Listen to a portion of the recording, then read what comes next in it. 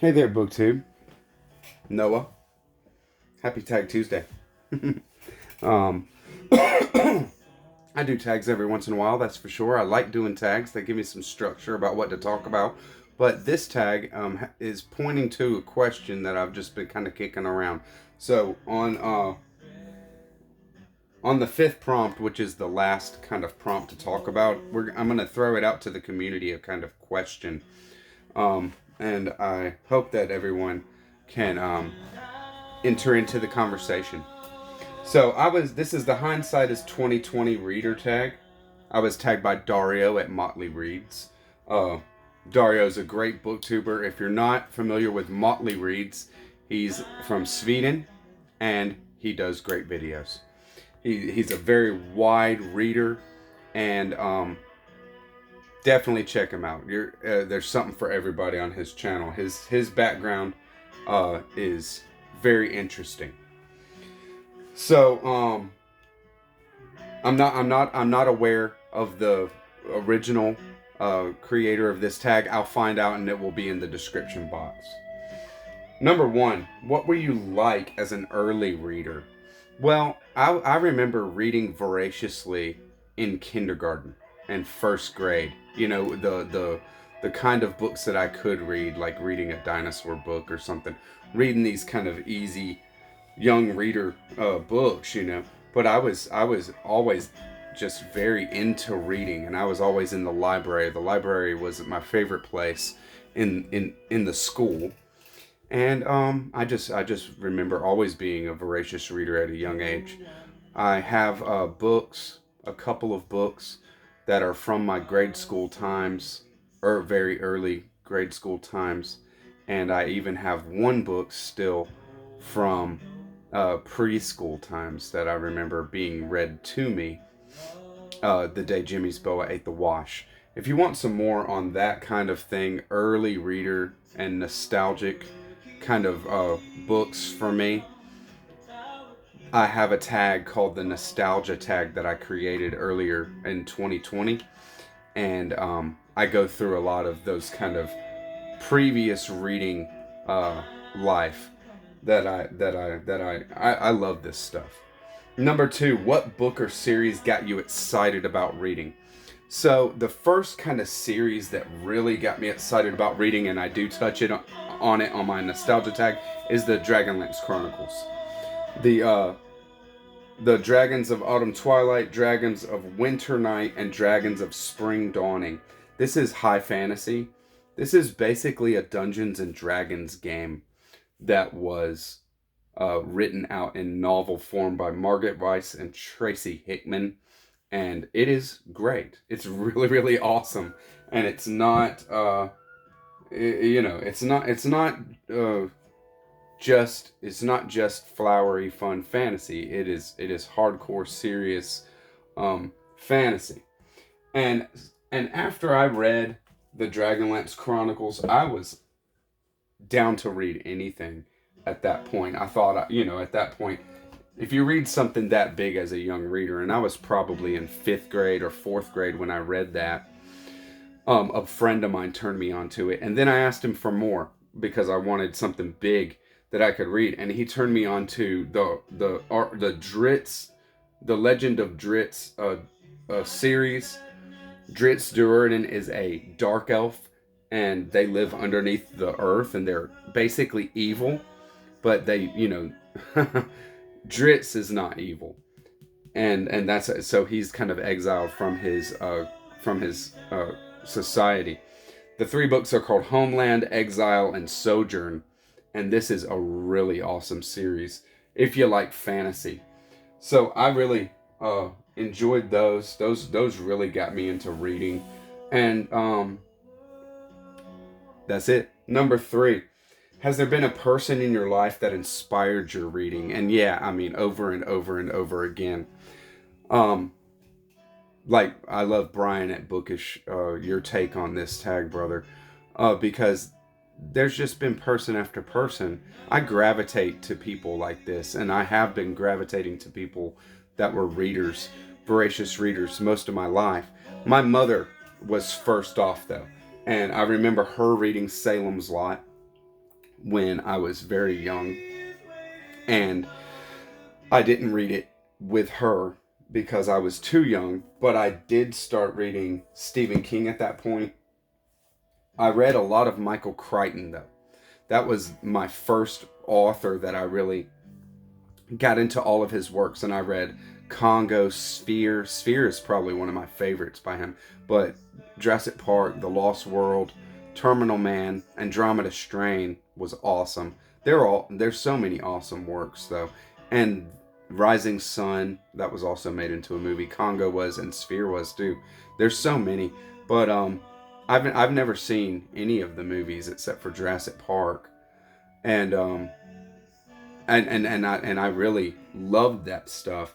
But I got into Michael Crichton because I could read that. There wasn't anything in there except for maybe Rising Sun that young boy can't read.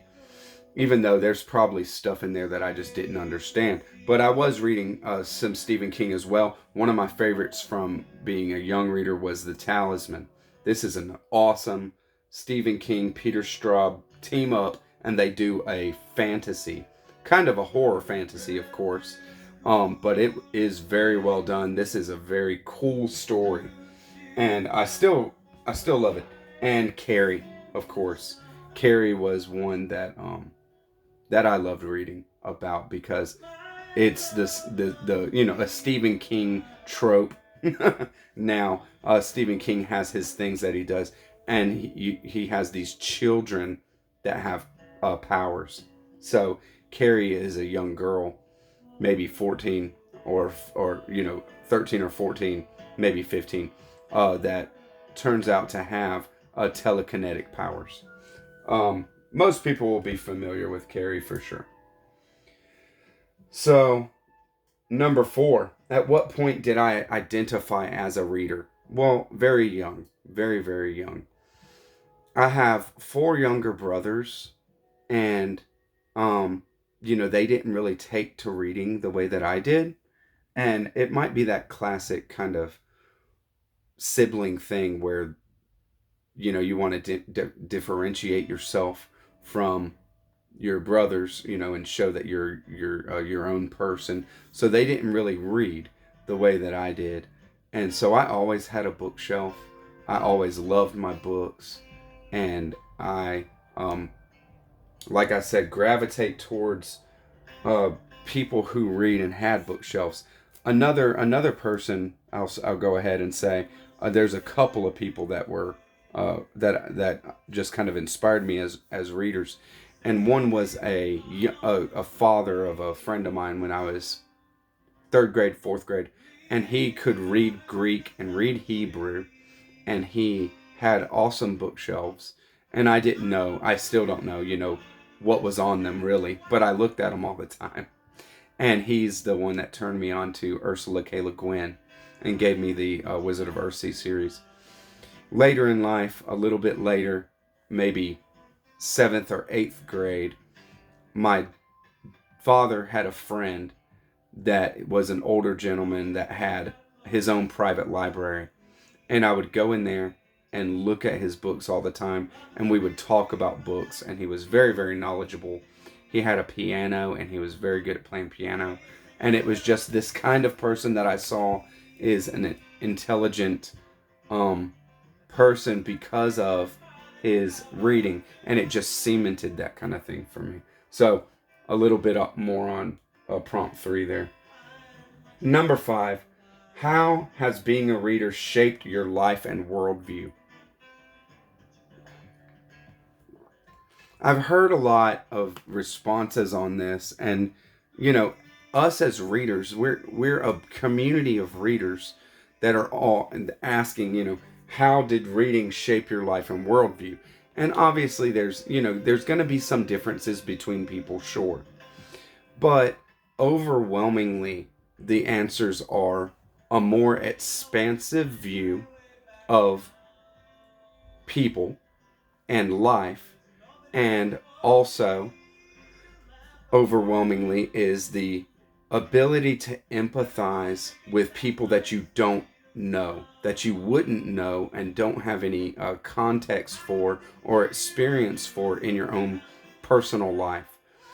So there is these kind of things that are just simply understood, that this is what reading does for you. James Baldwin has a wonderful quote, and I'm not going to quote it perfectly, I'm sure, but it's something to the effect of, I used to think that all of my hardships were uh, mine alone, that I was alone in those, in my sufferings. And then I began to read, right?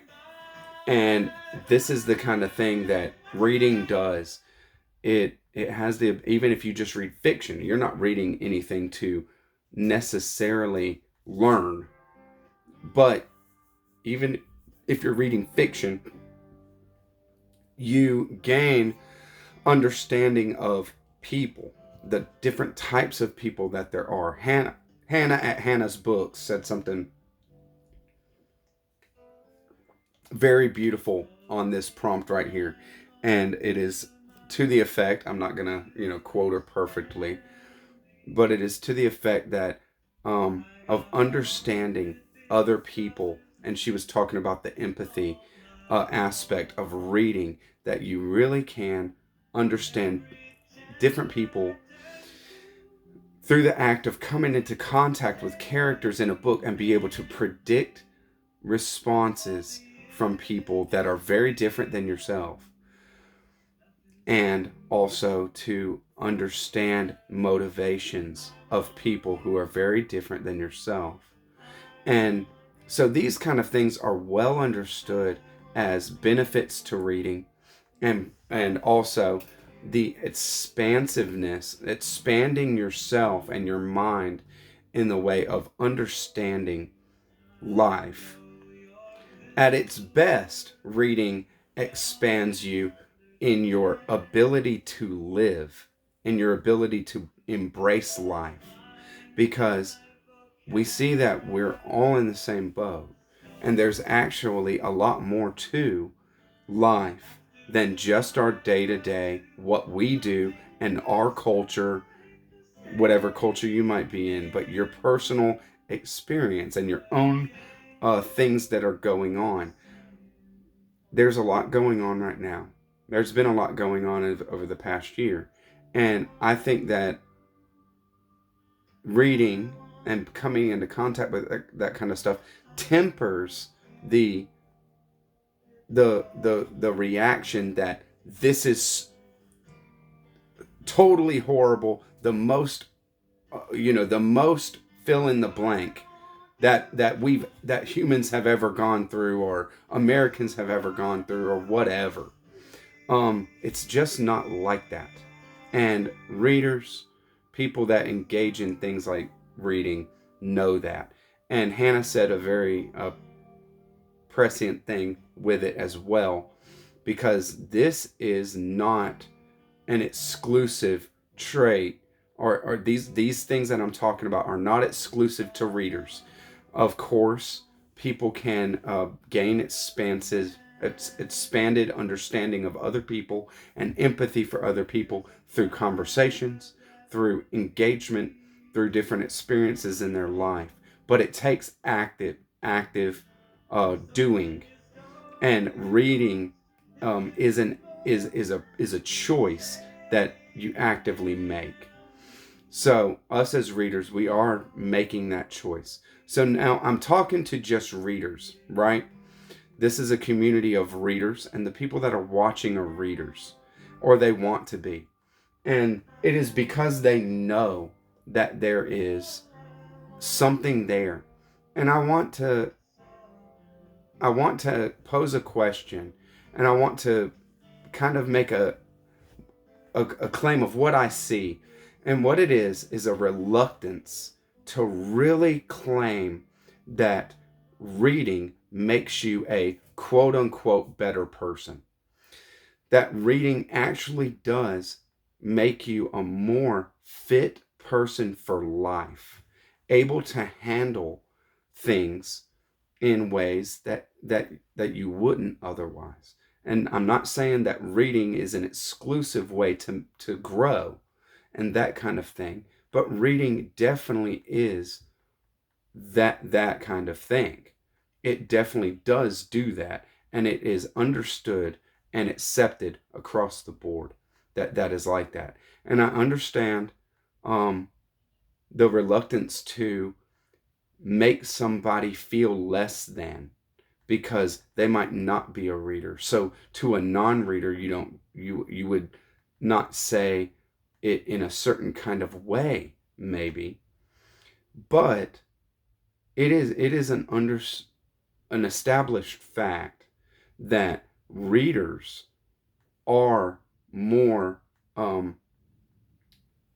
they understand more about different types of people or situations, especially if this person or that person is a historical reader, somebody who uh, reads very actively. It's all about the type of reader that somebody is as well as to how much they're going to grow and gain in this kind of way. But I just wanted to say that because when it comes down to it, we're talking to a book community here.